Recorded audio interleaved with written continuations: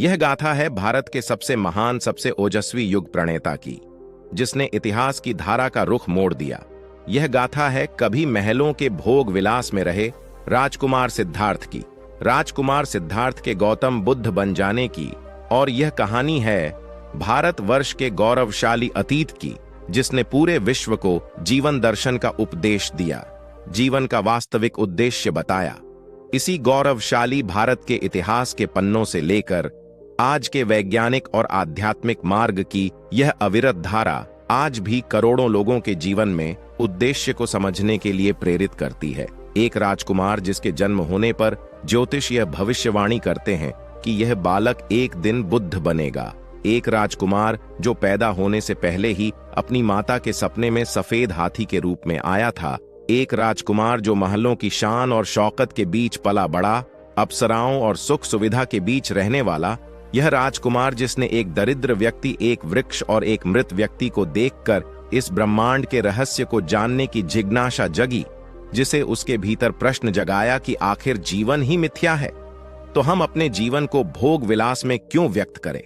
और यहां से शुरू हुई उसे राजकुमार से बुद्ध बनने की कहानी। ऐसे महान गौरवशाली इतिहास। वह समय था आज से 2500 साल पहले, जब भारतवर्ष में वैदिक सभ्यता का प्रचलन था। पर समय की गति के साथ उसमें आडंबर बढ़ते गए। ब्राह्मण समाज अपने को ज्ञान और शिक्षा के माध्यम के बजाय अपने कुल को सबसे उच्च मानने लगा था।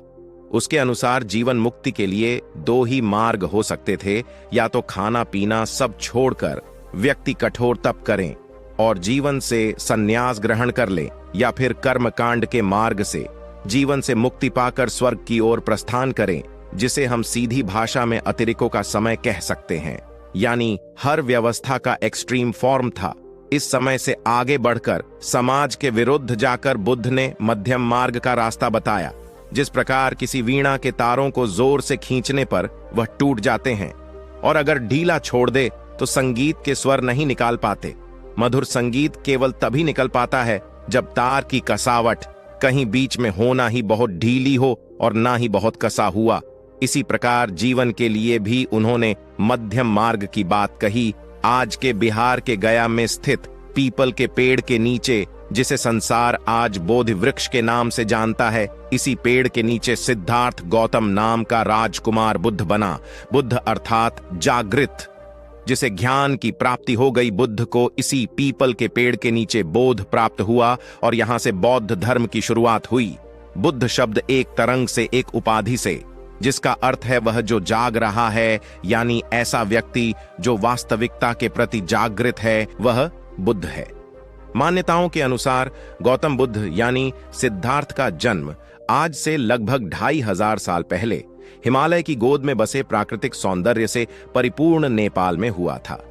वह स्थान भारतीय नेपाली सीमा पर एक छोटे से राज्य के रूप में बसा हुआ था। बुद्ध के जन्म के दिन को बौद्ध देशों में विस्तार दिवस के रूप में मनाया जाता है। उनके पिता राजा शुद्धोदन गौतम के एक महान राजा होने के कामना करते हुए अपने पुत्र को धार्मिक शिक्षाओं या मानवीय पीड़ा के ज्ञान से बचाते थे। पर भाग्य का लिखा कौन बदल सकता है। जीवन की शुरुआती 29 वर्ष आदित्य वर्ष महलों के भोग विलास में बिताने के बाद एक दिन सिद्धार्थ भ्रमण के लिए निकले। राजा शुद्धोदन ने आदेश जारी किया कि कोई भी गरीब वृत्त या सन्यासी उस मार्ग पर न आए जिससे सिद्धार्थ जाने वाला था। पर वही हुआ जो होना था। सिद्धार्थ ने एक वृद्ध व्यक्ति को देखा, सन्यासी देखा, और उन्हें शारीरिक रूप में अपने से अलग पाया, जिससे उनके मन में यह प्रश्न जन्मा कि आखिर जब वह भी एक दिन विद शरीर से निर्बल हो जाएंगे तो वह क्यों ना इस जीवन के उद्देश्य को खोजें। और एक दिन निर्बल हो जाना है तो उन्हें जीवन के उद्देश्य की खोज करनी चाहिए और सत्य को जानने का प्रयास करना चाहिए। और फिर 29 वर्ष की आयु में गौतम ने घर छोड़ दिया, तपस्या, आत्म अनुशासन की जीवन शैली को अपनाया। लगातार 39 दिनों के ज्ञान के बाद गौतम ने बिहार के बोधगया गांव में एक पीपल के पेड़ के नीचे बोध प्राप्त किया, जिस वृक्ष बोधि वृक्ष के नाम से जानते हैं। इसके बाद बुद्ध ने अपना पहला उपदेश उत्तर प्रदेश के बनारस शहर के पास सारनाथ गांव में दिया था। इस घटना को धर्म चक्र प्रवर्तन के रूप में जाना जाता है।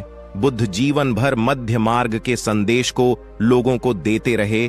और उनके व्याख्यानों में बड़ी भीड़ जुटती रहती थी और अंततः 80 वर्ष की आयु में उन्होंने अपने देह का त्याग कर दिया। यह समय 433 इस पर्व का था और उनके देहांत का स्थान उत्तर प्रदेश के कुशीनगर नामक था। इस घटना को महापरिनिर्वाण के नाम से जाना जाता है। आज पूरे विश्व का चौथा सबसे बड़ा धर्म बौद्ध धर्म है, जिसके 52 करोड़ से अधिक अनुयायी है। ये सभी गौतम बुद्ध की शिक्षाओं के अनुसार अपना जीवन बताते हैं। इसमें भी 2 प्रकार के अनुयायी हैं। पहले अनुयायी थेरवाद को मानने वाले हैं, जो सबसे पुरानी मान्यता पर आधारित है, और दूसरे महायान बुद्धिज्म को मानने वाले हैं, जो मुख्य तौर से भारत में रहते हैं, जिसमें बुद्ध की अर्ली टीचिंग्स के साथ ही वर्तमान में वज्रयान यानी कि तंत्र विद्या को भी बुद्धिज्म का हिस्सा माना गया है। बुद्ध के सभी अनुयायी जीवन के 4 सत्यों के आधार पर दुख से मुक्ति प्राप्त करने को ही जीवन का उद्देश्य मानते हैं, जिससे अंत में उनको निर्वाण की प्राप्ति हो। ये कहानी सुनने में तो अच्छी लगती है, पर जब बात आती है इनको जीवन में धारण करने की, तब यह इतनी ही कठिन और असामान्य लगती है। समाज से हटकर अकेले रहना किसी भी व्यक्ति के लिए आसान नहीं होता, और फिर समाज की धारा को मोड़ देना मानो युगों में एक बार होता है। जो ऐसा करते हैं उन्हें युग प्रणेता कहा जाता है। जाने से पहले वीडियो को लाइक करें और चैनल को सब्सक्राइब जरूर करें। नमो बुद्धाय।